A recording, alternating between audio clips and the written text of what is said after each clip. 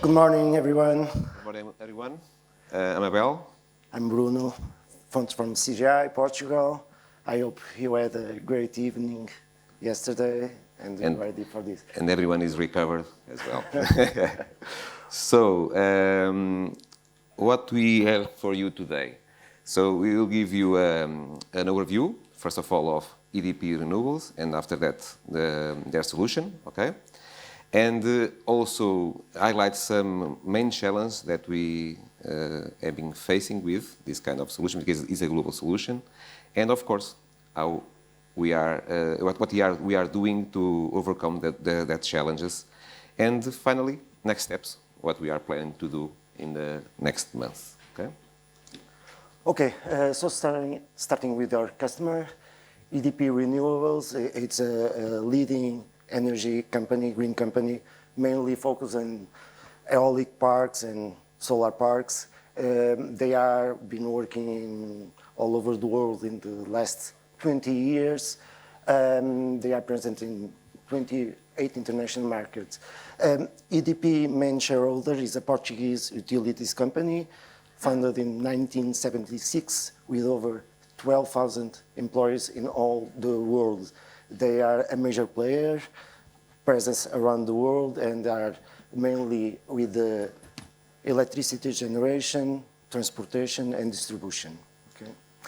So looking to the solution, as you know, the plant maintenance mobility solution for these kind of companies acting in the energetic sector, a field service, a robust field service solution is crucial for the business. So we are mainly focused on maintenance, repairs, new installations of aeolic and solar parks.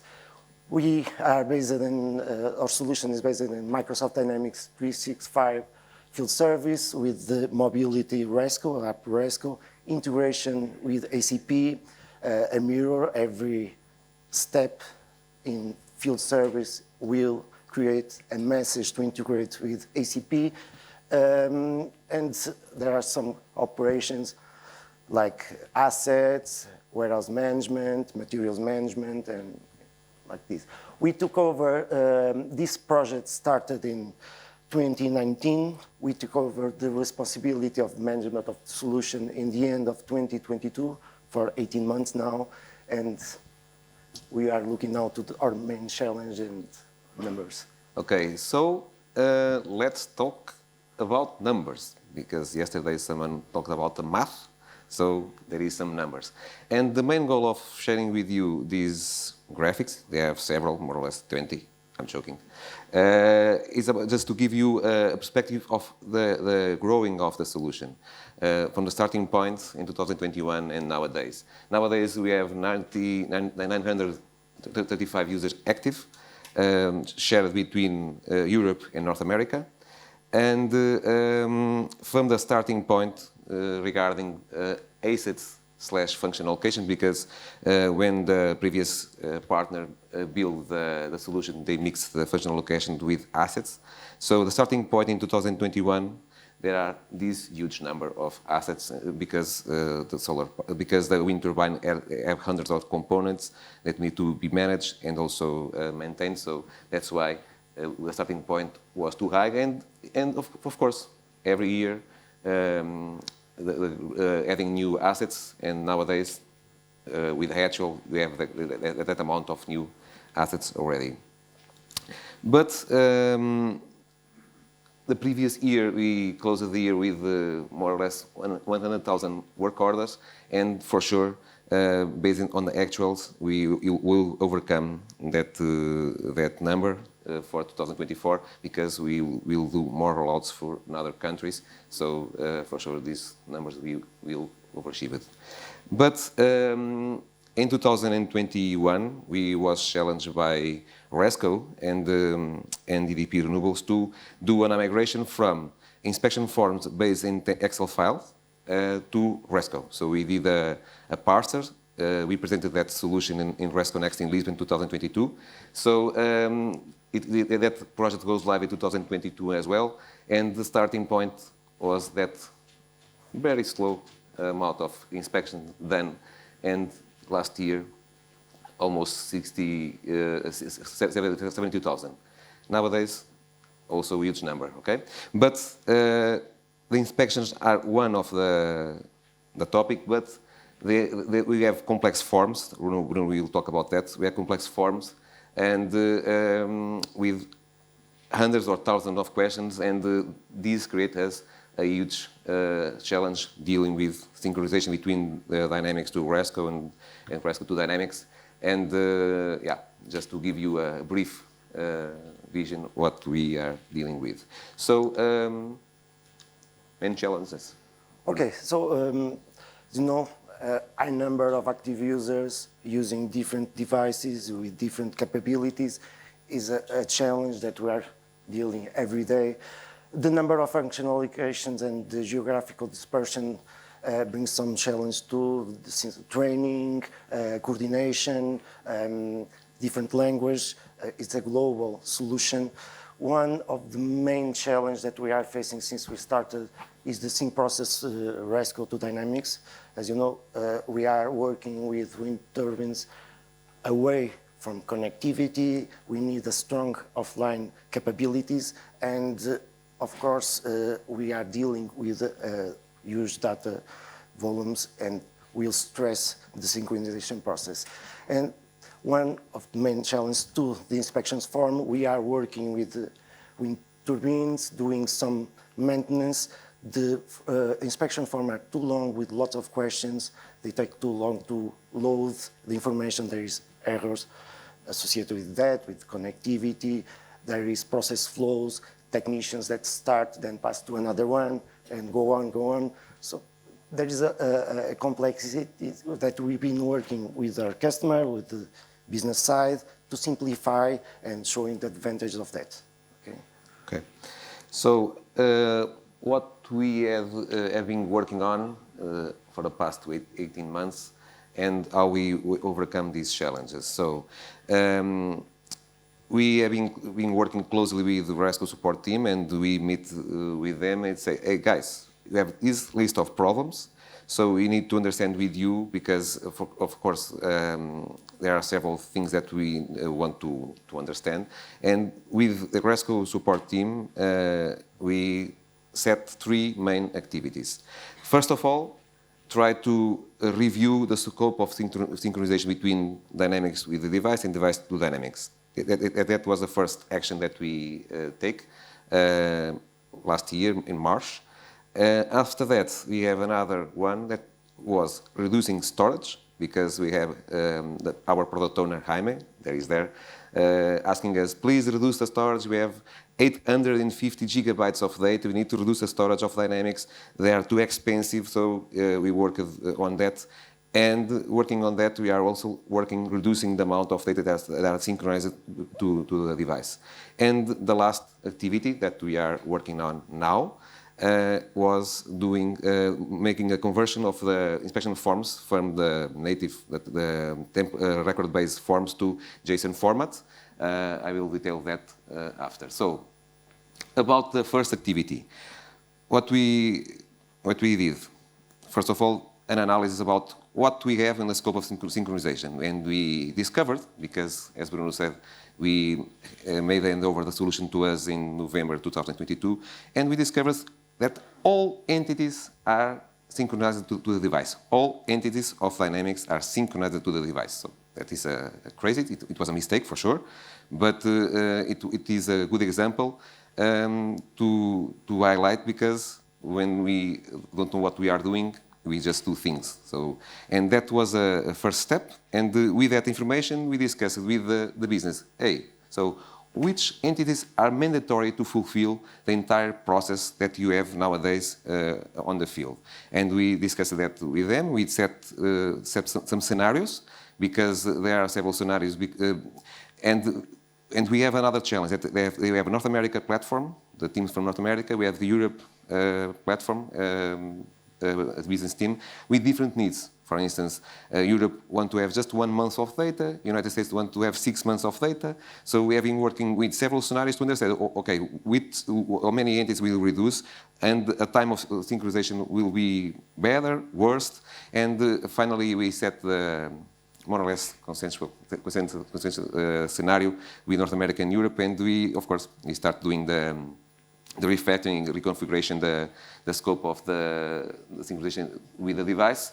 But that was not enough, because we need to also to add new sync filters. And again, working with them, try to understand which filters will be applied, which filters will work better than other, fulfill the requirements of North America, fulfill the requirements of Europe. And finally, we get a solution that works at that time. Of course, since maybe May last year, we have been working continuously improving the scope of synchronization. We have 3 persons looking to this every day, the sync log, try to understand what is happening, etc. So it's a continuous process.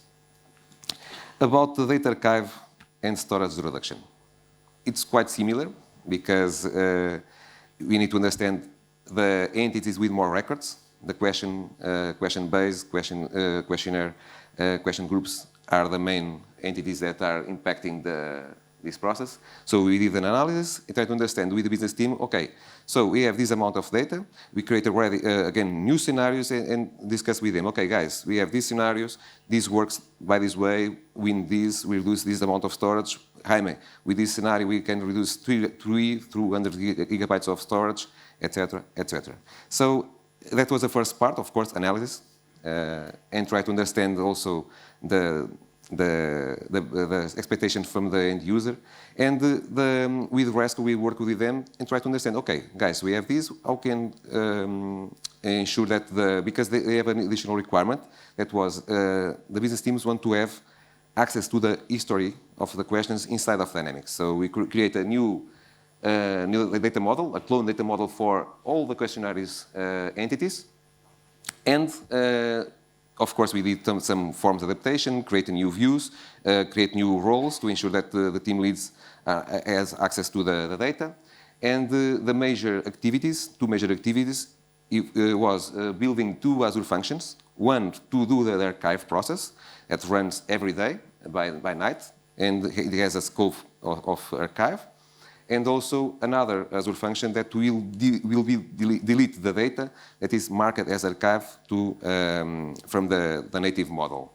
Of course, it's something that we are trying to improve, but this gives us a very important step to fulfill the user experience, fulfill the expectations of the end user, because we are talking about some persons that are using an iPhone, but another person using a entry-level smartphone with maybe some low connectivity inside near from the in the desert in the United States. So it was a great step. And finally, something that we are working on now is now in UAT.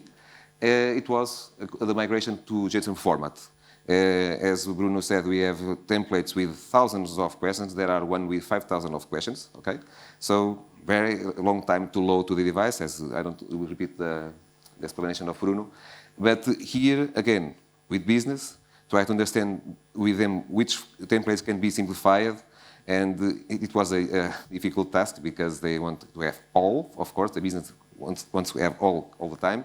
So, but they understand the problem, and now they are creating new forms already in JSON format to ensure that we solve also this issue.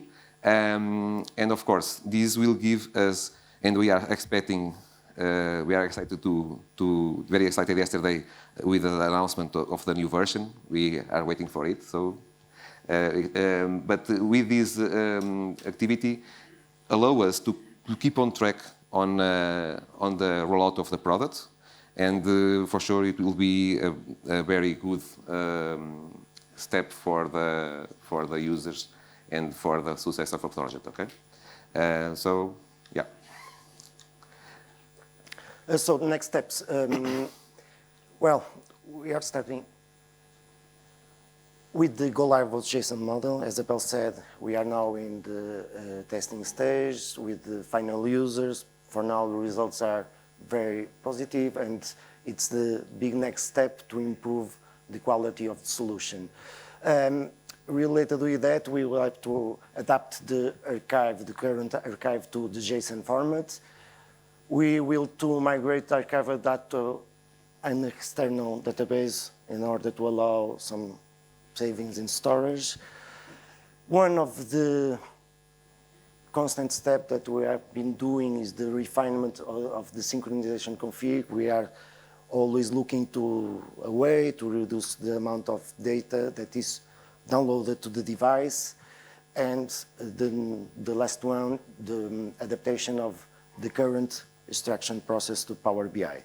There is changes in the data model, and we need to adapt all of the extraction to that new data model. Additionally, and following the last session, yesterday's session, with the new release, Resco release 17.1, we have some ideas already. Yesterday already had a session with Resco, and we are now working on new actions to go with the product, Resco product, and take advantage of the new functionality, of course. I would like to take the chance to thank for all the Resco support in all these steps that we are describing here. They have been amazing, and thank you, James, to the support too, okay? Okay. And okay, thank you guys, and I hope to see you next year, Resco Next. And feel free to ask us questions, and it will be a pleasure to share with you our answers, okay?